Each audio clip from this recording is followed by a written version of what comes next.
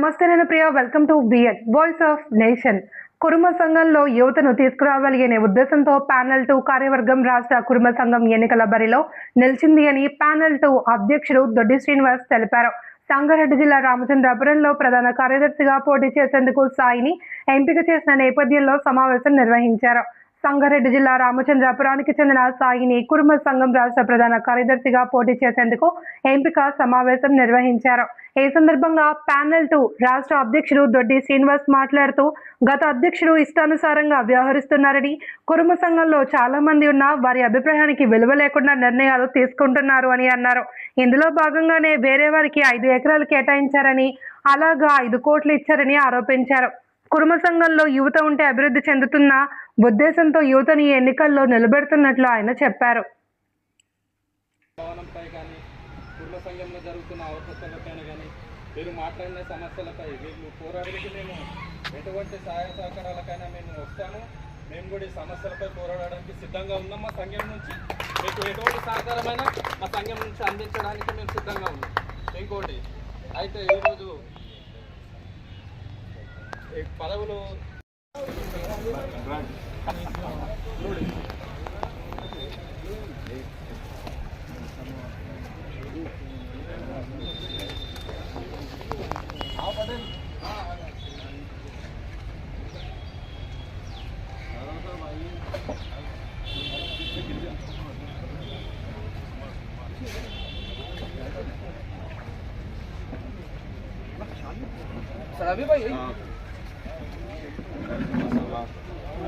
Future మొత్తం youth నడవాలి.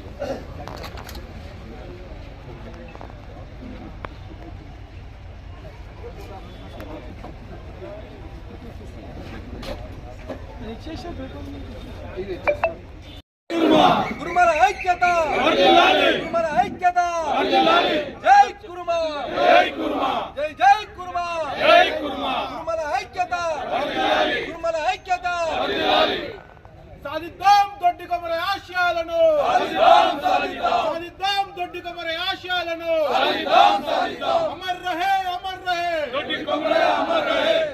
సాధిద్దాం సభ్యత నమోదు పుస్తకాలను, సాధిద్దాం సభ్యత నమోదు పుస్తకాలను, జై కుర్మ, జై కుర్మ, కుర్మల ఐక్యత. లోపట చాలామంది చాలా రోజుల సంది మరి సంఘంలో పనిచేస్తున్నారు. అందరికి కూడా అనుభవం ఉంది. సంఘం అంటే ఏంది, సంఘంలో ఏం చేయాలి, సంఘంలో ఏం చేస్తే బాగుంటుంది, ఏం చేయకపోతే బాగుండదు అనేది కూడా ప్రతి ఒక్కరికి తెలిసిడా. కాబట్టి ఈడ సంఘంలో ఇట్లనే 20 సంవత్సరాలు ఎగ్జామినేషన్ ఉండి ఇప్పుడు అందరికి తెడ్డు చూపిస్తూ ఇట్లా తెడ్డు చూపిస్తున్నారని మన దగ్గర ఏం చేసినాం, ప్రతి 3 సంవత్సరాలకు ఒకసారి కొత్తవాడిని అధ్యక్షుని ఎన్నుకోవాలి. ఏం చేసినా కానీ కూడా సంఘం బాగోగులు, పాత ఆయన ఏం చేసిండు, కొత్త ఆయన ఏం చేసిండు, మళ్ళీ నెక్స్ట్ వచ్చి ఆయన ఏం చేస్తాడనే ఉద్దేశంతో కార్యక్రమాలు అట్లా మరి అధ్యక్షులను మార్చుకోము చేసుకోము. అందరికి కూడా అవకాశం ఇస్తే సంఘం లోపల ఏం జరుగుతుంది అనేది ప్రతి ఒక్కరికి తెలుస్తుంది. అట్లాగే ఈ రాష్ట్రంలో కూడా ఈ విధంగానే జరిగితే బాగుంటుందని మా ఉద్దేశం. 18-20 సంవత్సరాల నుంచి యజ్ఞమల్లేశం అనేటాన్ని ఇప్పటిదాకా మనకు చెప్పిన వాళ్ళందరూ కూడా ఏం చేసినామంటేనంటే మొత్తం నేనే చేసిన, ఏం చేసినామంటే నేనే చేసిన. ఈరోజు ప్యానెల్ 2 అని పెట్టుకొని నడిసే సంఘం మీద బురద తల్లుతురు, నడిసే సంఘం మీద బురద తల్లి మనకే ఇది చేస్తున్నారు అని అంటారు.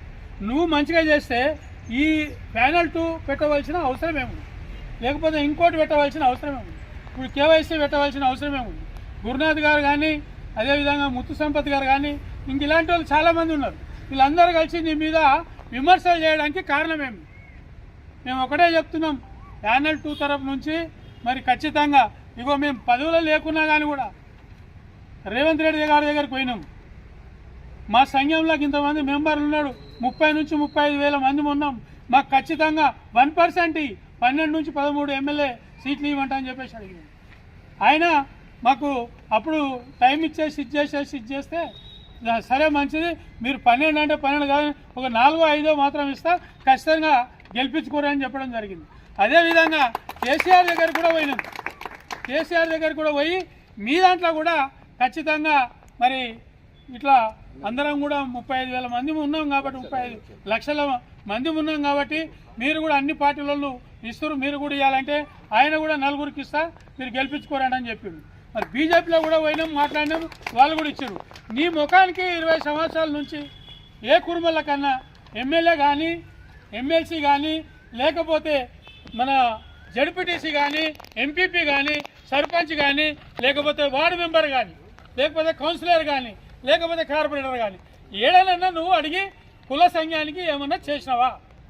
ఇప్పటి వరకు 20 సంవత్సరాలలో నీతో ఉన్న చెంచగాళ్ళు నువ్వు, నీ చెంచగాళ్ళు ఉండాలి పదవులలో, నువ్వు ఉండాలి పదవులలో, ఇంకా వేరే ఎవరు ఎదగొద్దు. సంఘం లోపల పని చేస్తున్నప్పుడు ప్రతి ఒక్కరికి ఆశ ఉంటుంది, పని చేస్తున్నప్పుడు ప్రతి ఒక్కరు పని చేయాలనే ఆలోచన ఉంటుంది.